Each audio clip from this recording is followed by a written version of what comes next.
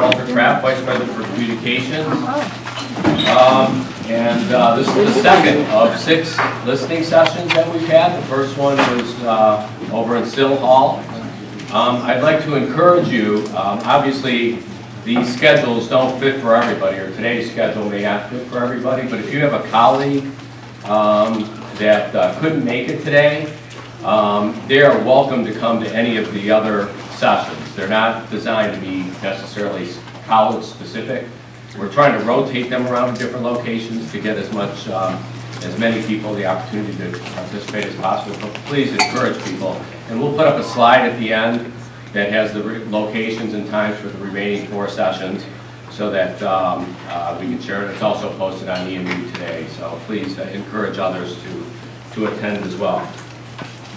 So President Smith has been here for just about 6 months. He has made it a priority to listen and learn as much as he can about our community and our culture, our people, our successes, and our challenges.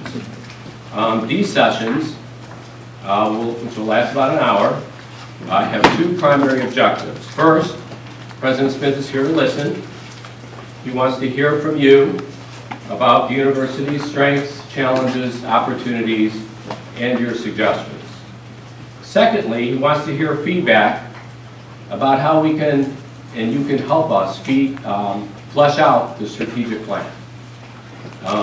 We're looking for specific ideas, things that are measurable. As it stands now, and the President will walk us through some overview of the strategic plan, but as it stands now, it has a lot of high-arching themes. We need to put some, as they say, meat on the bones, make it real, so that 5 years from now, 10 years from now, 1 year from now, we'll be able to look at it and see how we're achieving, whether we're achieving objectives, and whether we've put together measurable outcomes that we can look back at and see that we're moving the needle.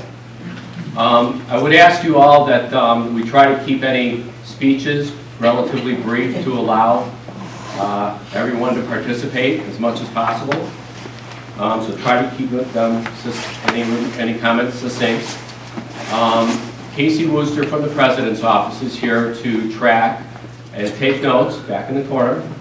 She was here at the first session also that we did over at Sill Hall. So that we can consolidate the data, consolidate common themes and suggestions so that as we work through this process, we'll have an ongoing track of the important ideas that were presented. So with that, I will turn it over to President Smith to walk us through a little bit of the strategic plan. Thank you, Walter. It's pretty loud. Oh, we have a technical expert here to help me turn it down.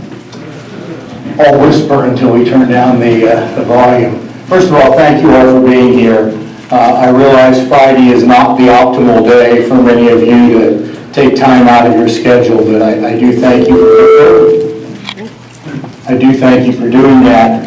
And as Walter said, we're going to go through some slides really quickly because I really want to listen and I want to take what you have to say, and I will try to paraphrase in some cases, and if I don't do that well, tell me I'm not paraphrasing it as you want it to be, because we really want to get this into a format that we can use for our marching orders of the strategic plan. How do we go forward?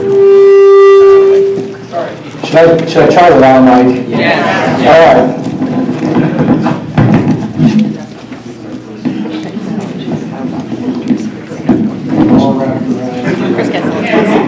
I had it all fixed up just how I wanted it, and we'll start over.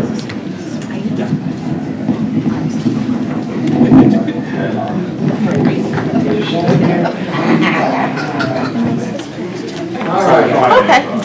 I'm an old professor of leadership, so I think I can do it with my voice, and it's a lot easier than having the feedback. So here's our agenda. You've heard from Walter.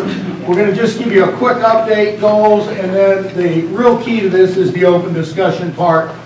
Most of you know this far better than I do, but this is our mission statement.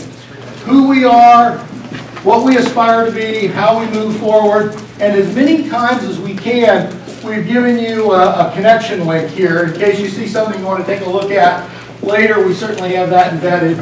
I think most of you know the importance of relevant skills, real-world awareness. That's something that we've done really well here at Eastern, I think, and benefiting the local community and the global community beyond.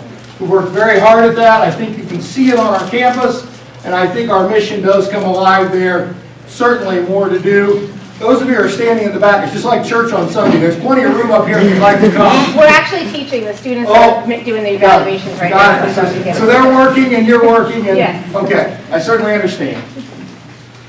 And then our vision. What is our vision? A premier public university recognized for student-centeredness, high-quality academic programs, and community input. That's the vision statement that is within all our documents, HLC and others. And again, fitting with the mission statement, taking a little more clarity onto where do we see ourselves. And our core values, all of you I think know these, throughout the strategic plan they're listed, and I think defined in several different areas.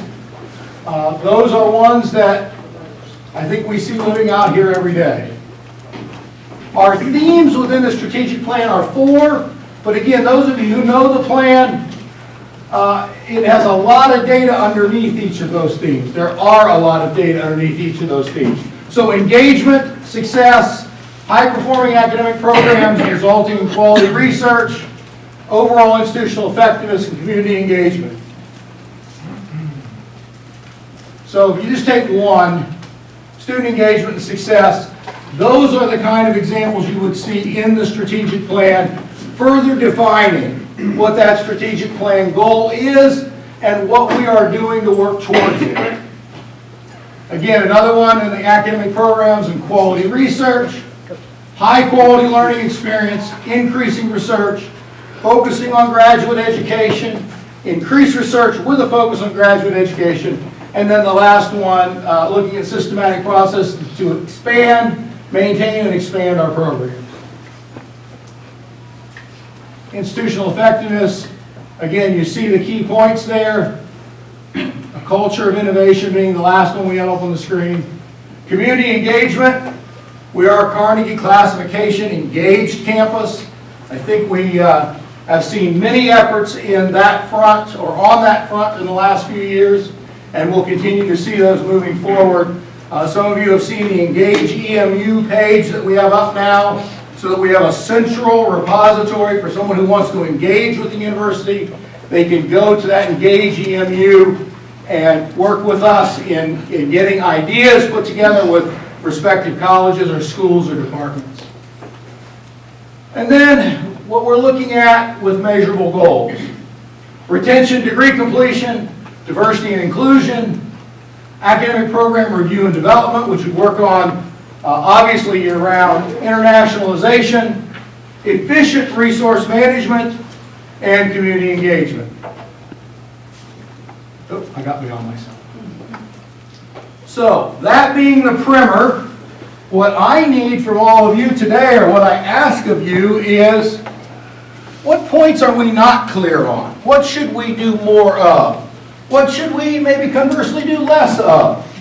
Where do we want to see ourselves moving and going forward?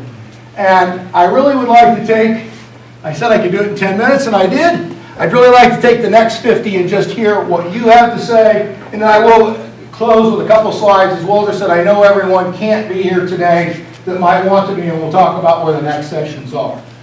Floor is open. Comments, ideas, thoughts. How does this all fit within a strategic plan of moving Eastern forward?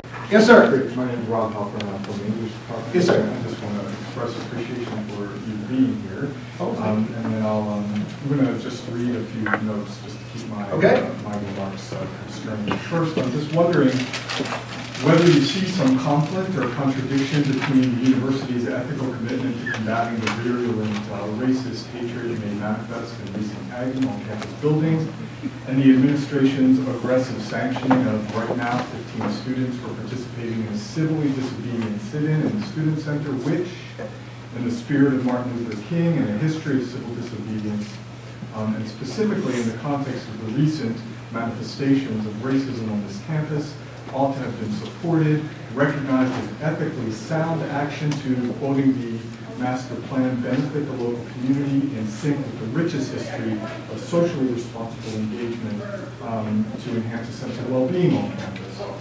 And then just a few remarks specifically following up on your interview a couple of days ago on WEMU, and these I'm just going to read from a colleague of mine who was unable to be here. The president claims that there's extensive training for anyone on a faculty search. The people that we know in our department on current searches this semester have not had any such training. The president claims he wants to sit down and talk with the community, yet he doesn't answer our letters or invite dialogue with those of us who are clearly asking the university to drop these charges. I count myself among one of those who sent you a letter several weeks ago, never received any response whatsoever from either yourself or your secretary. The president claims that no student has been, quoting you, truncated in their education as a result of these sanctions. And we want to make it clear that students facing delayed suspension are certainly being held back, and students facing charges during finals week are definitely being distracted from their studies and traumatized at the worst possible moment in their academic years. And I am not exaggerating this word traumatized. I don't mean to use or resort to any hyperbole whatsoever. So those are just a few comments. So if we're going to take those within the context of improving, and I apologize there's not a response back to you because we work really diligently to respond to every email that comes. If you send it to president@emich.edu, if we missed one, it's my apology. I was not alone. Yeah, I can tell you that we vet them, and if we miss them, it's our error, it's our failure, because that is not our intention. What I would ask, and I certainly hear what you're saying, how would we, if we take it out of the specific that we're doing right now, how would we phrase that in a moving forward statement? We should do, what are we saying? Are you asking? Yeah, to paraphrase, I don't want to paraphrase you wrongly. What would we say within, let's pick diversity and inclusion, say it's going to fit within that strategic plan goal. What would we say should be our operational premise? Well, I think there are many, many ways to respond to that question, and I don't want to be the only one to be taking this up. I'm sure there are other people in this room who think similarly, right? However, it's like if we're going to, operate with the assumption that a student code of conduct is a neutral body of codes that are somehow applied objectively and evenly distributed across the student's body, I think we're sadly mistaken, and that needs to be adequately addressed, right? That there is no even distribution, right? Just as, and to think of what's happening on campus right now as a micro illustration of what is happening nationally, if we're not able to recognize that connection, right? To actually see that there is correspondence between the way in which disciplinary matters are being held in relation to, right, a community of color specifically, right? If we're not able to recognize that in relation to national trends, national outrage around precisely such issues, then we have a serious problem. Right, first step, to recognize that there is a relation there. Next step, to open up the space for, okay, how might we then begin to address that relation while being faithful, right, to our community, to be actually faithful to precisely those bullet points that you shared with us in your introduction. Right? So, again, it's a civil rights, to think of this in a civil rights context, I think is absolutely crucial. Within a strategic plan discussion, you would say, let's look at what we say is student code enforcement, and is it fair? Is it equal? And I'm not going to put words in your mouth, but you would argue that it's not, given the intro. And I think it's fair to say that's something we ought to grapple with. I do want to say that I did try in the radio piece to say that this is a larger national matter. And maybe I didn't do that well. But, and I also want to answer the reporter's question was, who is expelled? And that was my truncated word, is to say no one is being not graduating in May or not graduating in December as a result of this. So I just Sure, I think it's unfortunate that that has been taken up as being, I mean, because I think everyone recognizes that there is no expulsion. I mean, there are deferred suspensions, okay, and we can quibble about what that means, but I think that the claim that many of us are making is that any sanction whatsoever in the context within which these events transpired is unacceptable. Okay. Very fair, very fair. I would say just one more, because I don't want to get too deep into this. When you said no one is saying that, those of you who read the Detroit Free Press, you would have read differently. Because the original article of the Free Press was, this will be an expulsion case. And that's why I was trying to make that clear. No, I think that's become very clear. Okay. All right. So just to clarify. And also to reiterate that the ACLU has taken this up and has also responded with letters as well. So once the ACLU becomes involved, and we're not able to recognize this within a civil rights context, then again, we have a problem. Very good. To even have it held over their heads as impossible whenever the ball drops is not acceptable. Yes, ma'am. Deferred suspension. Well, fortunately, Dr. Phillips is here, and he knows a lot more about student affairs than I do. What is the definition of deferred suspension? Basically, what the deferred suspension is that you sign some outside sanctional type things that you need to do. As long as you do those things, then you're still a student at the university. What do they need to do? There will be different assignments, things of that nature, that they could be assigned to them. It would be assigned to Why? them. Well, one thing we don't want to do is talk about student cases, because clearly that is illegal. We don't want to talk about specific student cases, but to answer the question, deferred suspension would be, Calvin, help me, this would not be a first offense type situation, is that correct? Okay. Yes, sir. But the problem is that you have a population, you've got a bullet point that's diversity and inclusion, and you have a population of students that feel threatened, that aren't feeling easy, that aren't feeling comforted, that feel like this is not the environment for them to learn and succeed.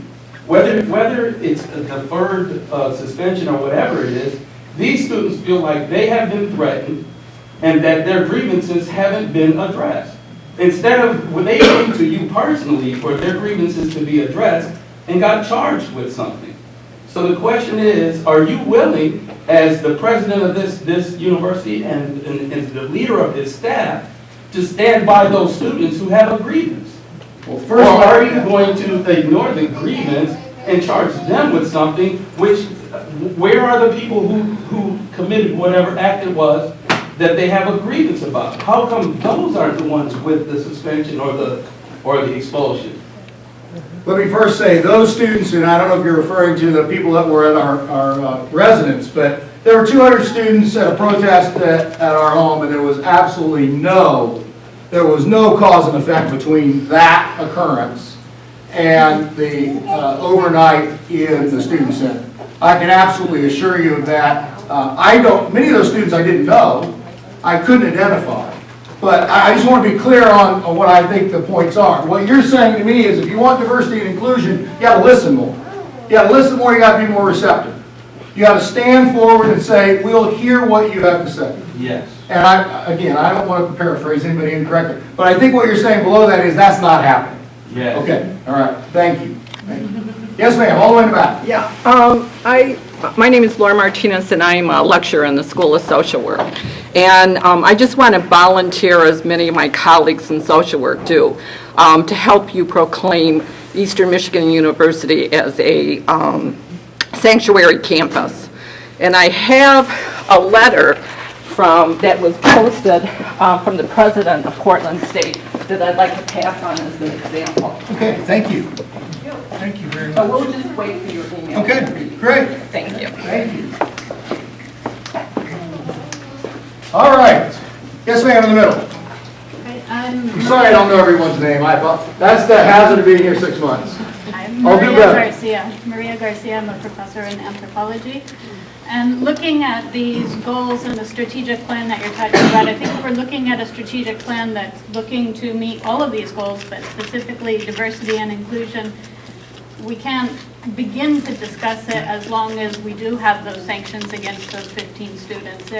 Any further discussion of a strategic plan is ineffective. I know that especially the black students in my classes, but all of the students in my classes, there's a feeling of kind of lack of confidence in the university as an institution because of this. And until we can address this first step, looking at a strategic plan for diversity and inclusion seems incomplete. Yes, ma'am. You have an opportunity right now to show an incredibly good faith effort to bridge some of the gaps that have been opening up in our university by right now saying that you're going to drop all sanctions against those students.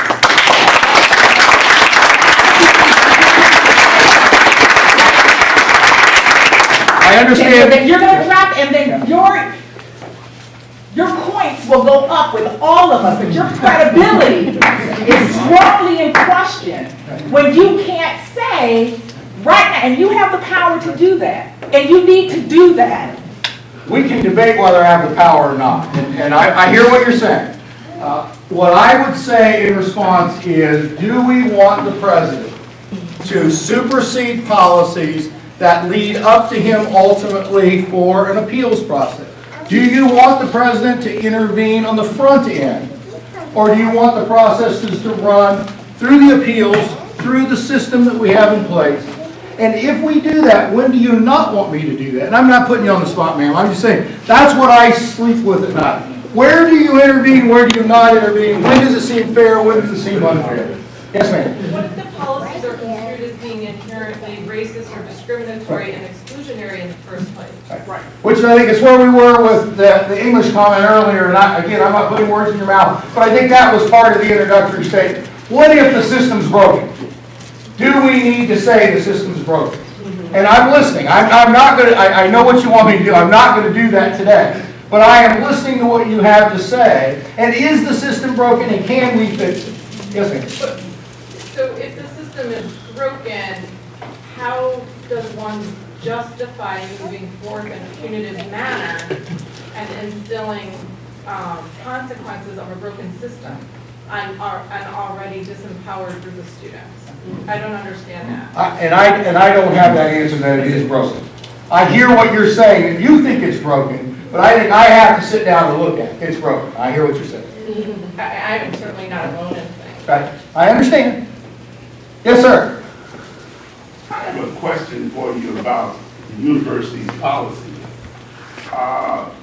Does the university have a policy that says when a student comes to the University of Michigan that they will be treated in a fair and humane, a way, and that no one would be able to paint negative, derogatory things on buildings, defacing them at the taxpayer's expense, and that the university, once the students feel that they can't do anything about it, and go to the university, people who are running the university, so they demonstrate and then they are penalized for it. What is the university's policy on that? Well, I don't know that I can take the first part and connect it to the second part, because I think there is no policy that says that if you protest, you're going to be... No. If you feel unsafe, these students felt unsafe. Now, I know what the military would do. They would nip it in the bud. Well, they would come out and say, you don't tolerate racism. Anybody that deface government property, what's going to happen to them? All I can see is what's happening to the students and not what's happening to the people who created all this mess together. And I think that's an excellent point. Why can't we catch the people who started the whole thing? And that's an excellent question. We have 800 cameras on campus, it's not enough. We need more lighting on campus, obviously. We need better police enforcement on campus, although we have a very robust police department. I agree with you. We brought in the FBI to help us with this work. They have ability to follow Twitter feeds. As some of you have heard me tell the story. I asked the FBI agent, how do you do this? And he said, Jim, I'm not exactly going to share with you how we do intelligence work. but we have tried and we've not been successful. Now, does that mean we didn't try? No. But it certainly means we haven't been successful, and I think that's absolutely fair. And no, we do not have a policy that says students who protest are sanctioned. Students can protest 24 hours a day. The issue is when you take occupation of a building, and we have to keep staff late into the night, early into the morning, that's where we have a code of conduct issue. I know that's not a popular answer because I read nonverbals pretty well, but that is the issue. That's where the discussion point is. I just want to be fair here. We're at 35, 33. I'll take all these questions, but if you have other points, I don't want them to be just summarily dismissed. There's a lot within the plan that I want to see us bring forward, and I don't want to dismiss any of this. I'll do the whole 25 minutes on this. Yes, ma'am. My hand was up. Oh, You yeah, saw my okay. hand up over yes, there. Yes, sir. Go first. All right.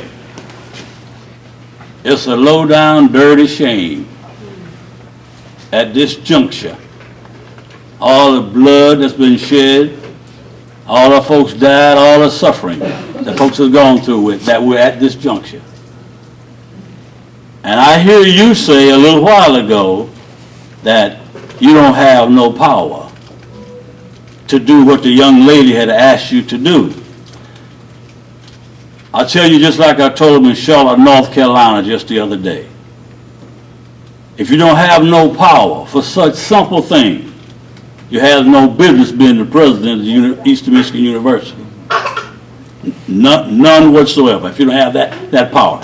That question is, when are, this is nothing but terrorism as far as I'm concerned. The same thing I told them in Charlotte, same thing I'm telling you. When are the terrorist acts and the terrorist decisions going to stop here at this proclaimed great university in Ypsilanti Eastern? When is it going to stop? It starts with you. If you're not president enough to say it's going to end today or I'm gone, then you don't have no concern of these students at Eastern Michigan University. You don't have no concern of the community. You're just only interested in a paycheck. Well, sir, I certainly won't disagree with people's opinion that maybe I shouldn't be here and maybe I'm not capable, but I do want to tell you I'm here for a lot more than a paycheck. I enjoy interaction with students. I enjoy interaction with faculty. I've never dodged, I don't think, with any of you a tough question. I said on the radio yesterday, I'm happy to spend time answering the questions I can. Some of them I'm not giving you the answers you want, and I understand that. But there are a lot of complexities within a president marching in and saying, we're going to do this. I think we have to think of the ramifications of that. I'm not saying it won't happen. I'm saying we have to think about, when do you want me to supersede and intercede, and when do you not want me to do that? And what is the clear line of demarcation? I'm going to go to the back because I think I missed, oh no, I'm going to go here first and then to the back. Yes, ma'am. To answer your question, when do we want you to step in? When it's at the expense of the student. The students are hurting right now. The students are trying to take their finals right now. They do not need this stress. Your job is to ensure they're educated, not stressed out, okay? That's your job. What have you done to make this population of students feel safe? In the public opinion, you've penalized the victims. You've gone after the students that are the victims, and you're penalizing them. Your job is to make them feel safe and to ensure they get an education. Okay? I hear you. That's your job. I hear you. So, and I appreciate the input, and I understand the passion. I appreciate it. Yes, ma'am. So I think you've heard, my name is Crystal Coles. I'm a new faculty in the School of Social Work. And as you know, and I hope we've sort of conveyed here, our role is really to ensure social justice and to also fight for those who are disenfranchised as a profession, but also as a program here at EMU. I think you've heard collectively where we're coming from. And my question is, because what I hear people saying is we consider this a level of institutional racism that's being enacted in our campus. So you keep asking us about what our thoughts are, but I want to hear what your plan is to address it. Well, obviously, I don't have a plan. I don't have an answer to that. But it's one of our, it's Right, a part of right. diversity and And inclusion. that's part of what the listening session is all about. I'm listening to what you're telling me. I'm not going to say right now I have a perfect view of what that answer would be. I'm certainly getting a much more informed context by listening to all of you. And I understand exactly what you're saying. If institutional racism raises its head within a strategic plan, someone said it earlier, I believe it was right here, then the plan itself is flawed.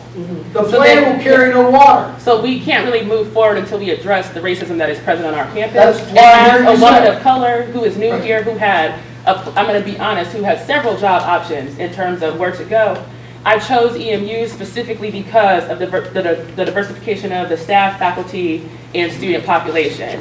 And so what I want to know is, what is our leadership's plan to address the fact that our students do not feel that that is present, as well as the faculty that are here as well. I mean, we're happy to help and so forth, but given that we're not being heard about these sanctions, what is the plan in terms of addressing the institutional racism that is present in our school? I don't think you're not being heard. I'm not being argumentative, please understand that. I don't think you're not being heard. I'm hearing you clearly. I'm hearing you very clearly. I can't right now tell you I have a snap answer for this. I'm going to listen, I'm going to think. It takes me more than a few minutes to think through a plan or a design or an idea. Many of you said the easiest thing to do is just say the sanctions are gone. It might be that simple. It might indeed be that simple. I just need to think it through. I don't want to say something today that I feel like I mischaracterized what I think would be best for campus. I hear you clearly saying what we're doing now isn't working. Yes, ma'am. Can we get a guarantee from you that you will not allow the process to move forward until you have... I'm sorry. So that you won't allow the process to move forward, and I understand what you're saying. I hear you too, because I'm a social worker. And you're saying you need time to think and reflect on what you've heard today. So I would argue that we need a promise from you that the punitive process on the students cannot go forward until you have had a chance to think about what's been said. And you do have the power to halt that. All you have to do is claim the power. Yes, ma'am. Well, I'm not dismissing. I don't have that. I don't have that answer. I thought I've been fairly. I don't have that answer. No, wait. Did you understand my question? Maybe not. My question was, or my request, I guarantee from you that you will not allow the punitive disciplinary process to move forward until you've had a chance to think here. You want to take in what we said, and to allow that punitive disciplinary process to move forward while you're still thinking about how any action might affect a strategic plan or institutional racism seems counterintuitive to me. So the students that are appealing, you would say, stop the appeals. I would. Because there is an appeal. There's an appeal going forward. That's not what she said. Okay, all right, help me, sir. What she's saying is that the punishments won't move forward. Exactly. That the punitive action won't be taken further on those students. Not that their appeals won't be heard. Okay. First of all, if the punitive action isn't moving forward, there's no need for the appeal. Exactly. So what she's saying is she wants, we could, before your next listening session, those students could be suspended. So what she's saying is, all she wants is a promise from you that you will at least put a halt to that until you've given this the thought that it deserves, until you put together your staff and taking care of this issue. And just to And no clarify, further it's not students will be charged. Sanctions, right? The sanctions will be dropped. Right. The sanctions. Nothing further will be done. Threatening and stop the emails, they didn't study. I will give you the response that I think is most fair. I will listen today. I will assure you that I will sit down today and I will come up with the very best thinking that I can. I cannot say, because I don't know where they are along in the process. I know what the intention is here is to say, anybody who's already had an adjudicated case that's in the appeals, just stop it. I understand that.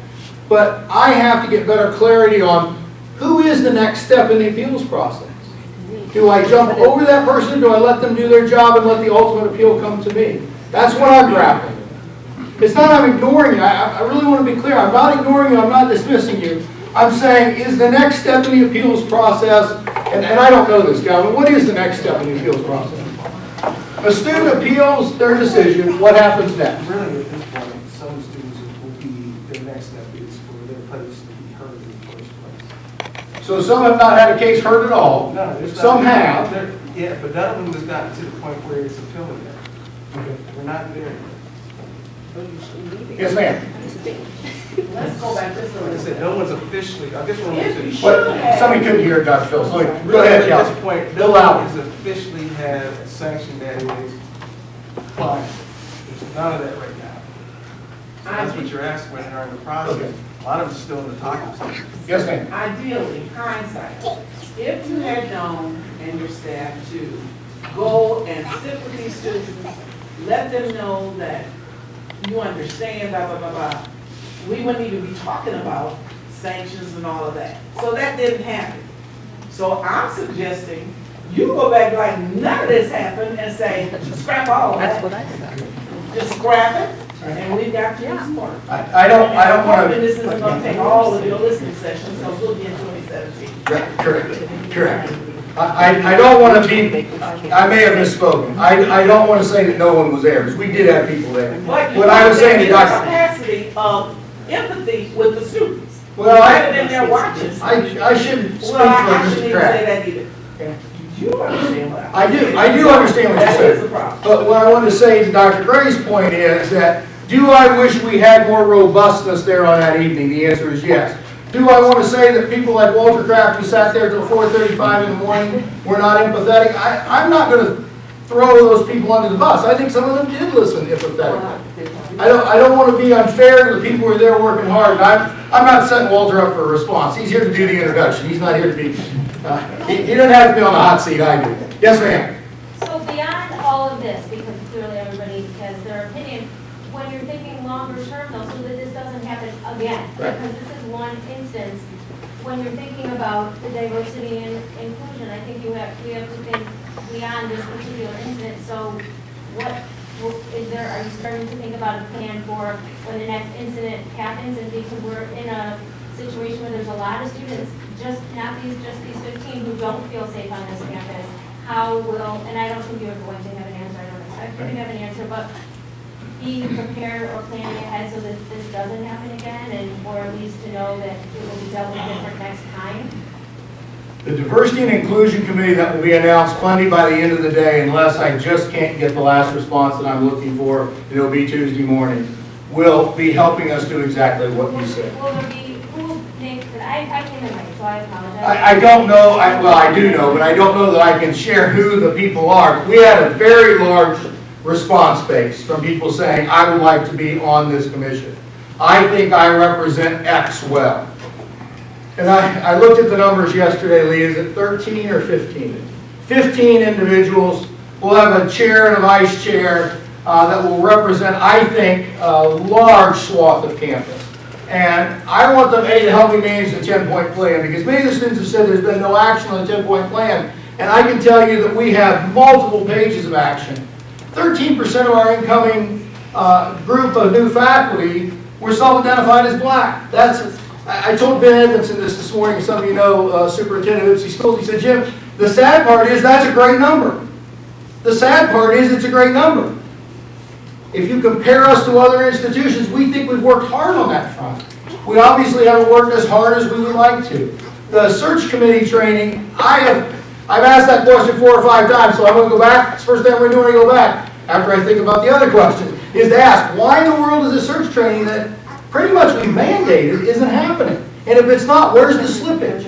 Why is there slippage? Some of you know, and I know there are a lot of hands up, just kidding.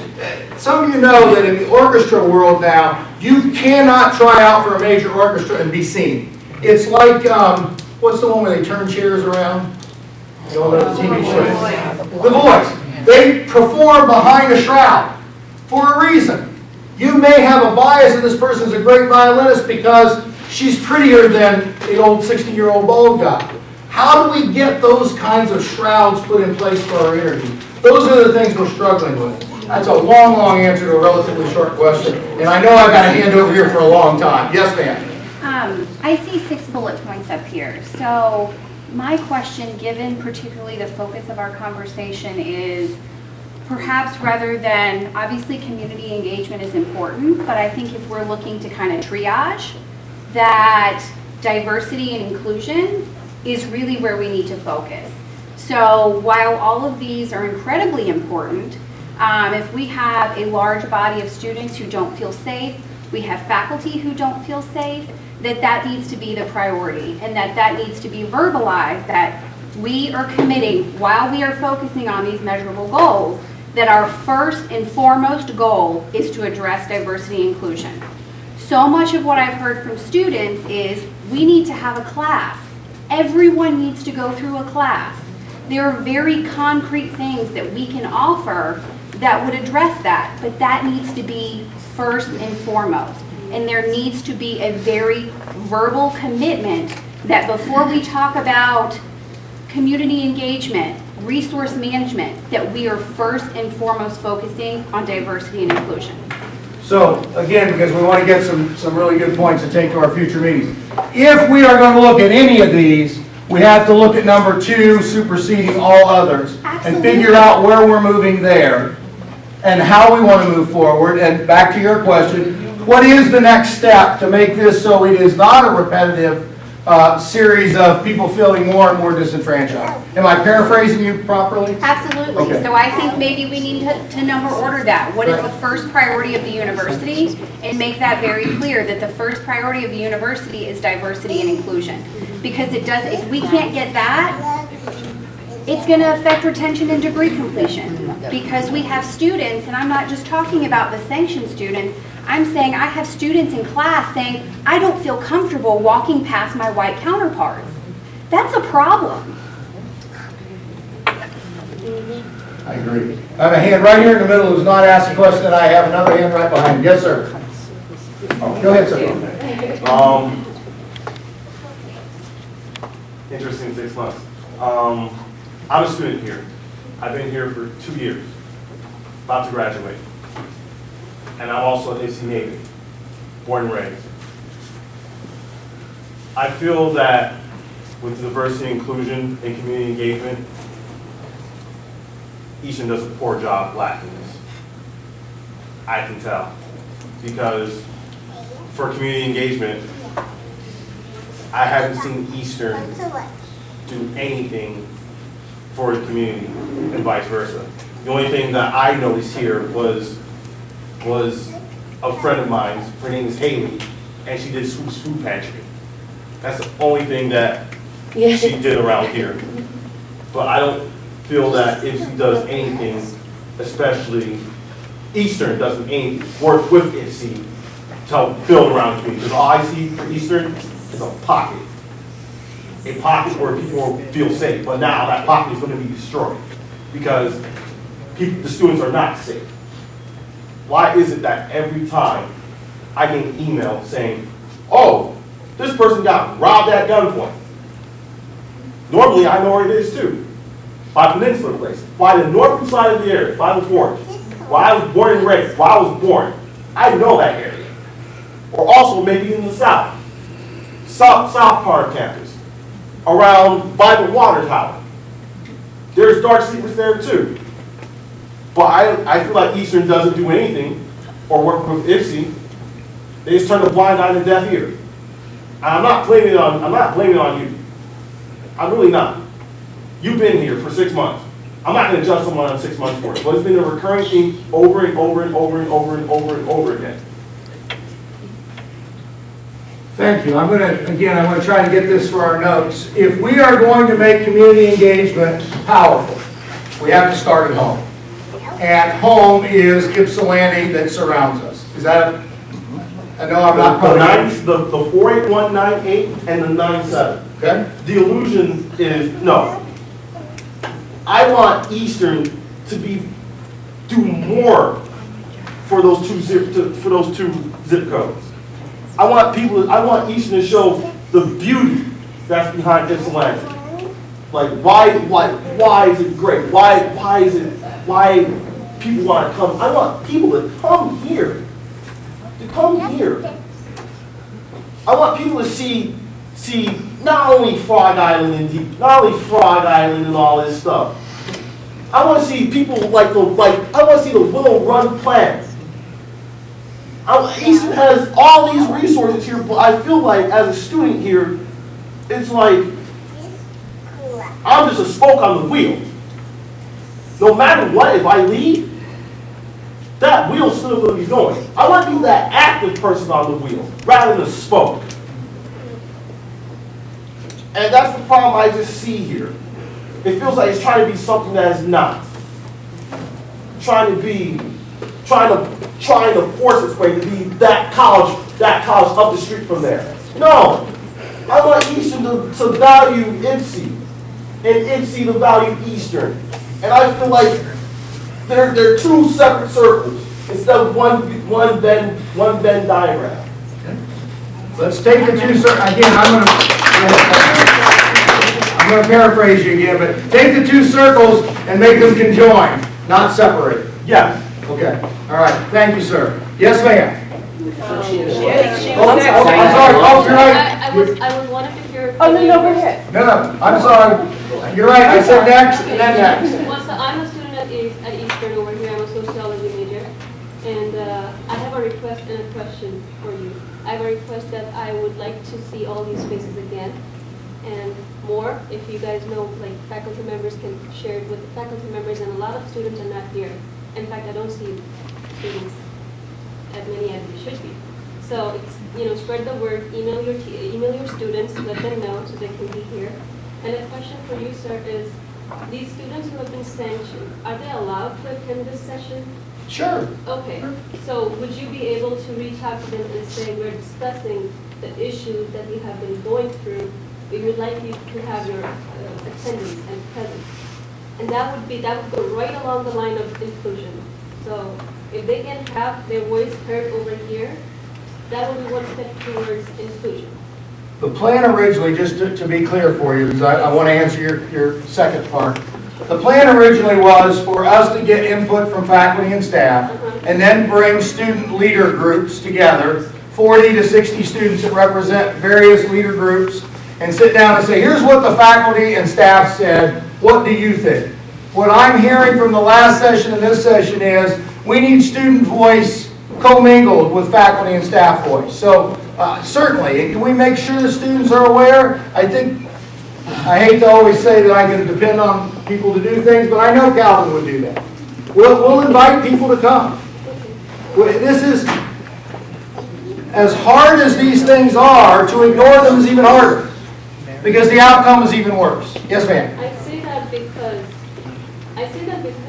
not just because I'm attending this class about restorative justice and juvenile delinquency. I'm saying this because just in general, when somebody has an issue, and we talk about that issue, it is very important to have that person at all times in that discussion to be there, so that you can get their perspective and then evaluate and then reach a conclusion and a decision. That's just how I would like to see that happen. I think nobody in the room would disagree with you. Thank you. Yes, ma'am. I promise to come down to this room. Yes, sir. I know we're about to run out of time. My name is Ebony Robinson. I'm a community member, member of a Divine Nine organization, which we have some representatives here, as well as I'm a member of Reach Church, which is downtown Ypsilanti, where Jason Robinson is our pastor. And we have a lot of students that, African-American students that attend our church from Eastern. I guess my question is, in regards to community engagement, and you're bringing, right now I guess you have 15 individuals to be a part of this diversity and inclusion. I know it's specific to the campus staff, and I don't know who's on there, but have you also thought about engaging community members? Absolutely. To be a part of that? Because when the things occurred, we have Bible study, and our Bible study ended up turning into students just weeping because of their fear on campus. And so there's community members that has a heart for IPSI, a heart for Eastern, a heart for diversity and inclusion, who may not be on this campus at all times. How can we get engaged in those conversations? And I'm more than happy to give my card, because I would love to at least be a part of some of that conversation to get this thing going, because we are seeing, again, your students are coming to our church just in tears.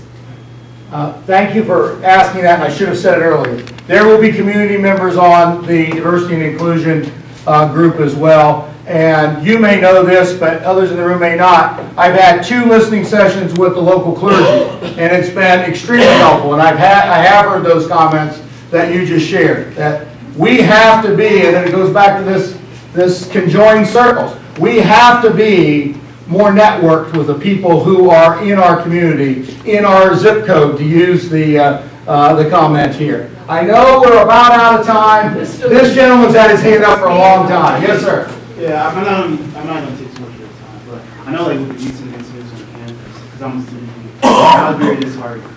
And I looked to see what's being done institutionally. And that saddened me even more, because like you said, the diversity and inclusion, I went to see what is being done, what are faculty, staff, and also I believe DPS, what are they doing to uphold this diversity and inclusion. So I looked at the E-Train, and I think a lot of you guys are familiar with it. And I looked at the required training that are being brought onto staff, faculty, and I believe DPS as well. And they had fire hazards, chemical, something else. They had 8 trainings. And out of all these trainings, nothing consists of diversity and inclusion. But then I looked at the recommended trainings, that's where it was. And that right there, it may be something that's small, minute, but that spoke volumes to me, because that to me made me feel like I don't matter. So I feel like something, I know you keep asking, what can I do? What is something concrete? What is something that is tangible that I can actually do? Moving from recommended to required. Exactly, just move that to the requirement. Yeah. I know that's not much, but now at least we can hold people accountable for their actions. Certainly understand. Okay, all right, we'll do one more. I know we're past time. If some of you have class or you have a study room you need to get to, don't feel bad about getting up and walking out. I just have a quick suggestion in terms of creating more of an atmosphere of safety rather than terrorizing students by disciplining them. I want to present you with, and your administration, with Black Lives Matter buttons that you can wear to help create an atmosphere of safety.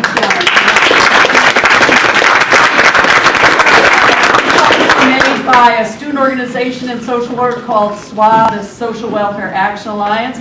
I also want to suggest that EMU follow the lead of the University of Vermont and raise a Black Lives Matter flag. So I want to present you with this photograph of the Black Lives Matter flag, and I have that photograph for all of you.